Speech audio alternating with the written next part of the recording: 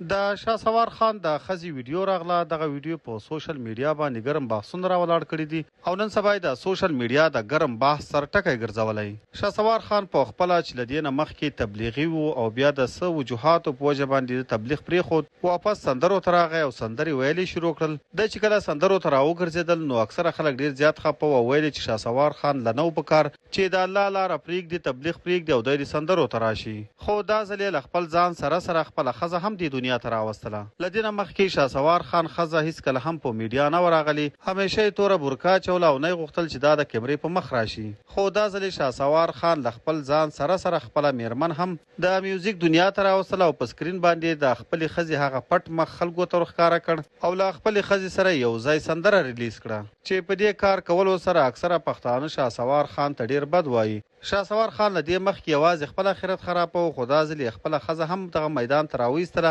چې هغه هم په دغه ګناه کې ککړه کړی او د هغې آخرت هم ورتباه کړي. کله چې شاسوار خان تبلیغ کو نو د خزې به حجاب اچو.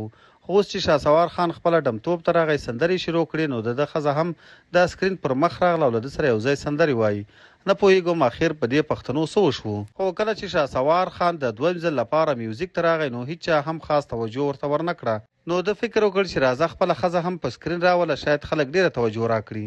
خو زما په فکر شاسوار خان به هیڅ کله هم خپل هغه عزت بیا پیدا نه کړي کوم عزت چې د الله په لار کې او کوم عزت چې د الله تعالی په تبلیغ کې ورکړی وو. بس الله تعالی دې په ټولو پښتنو خپل خاص رحم وکړي ځکه چې ډیره تعصب او ډیر د افسوس ځای ده.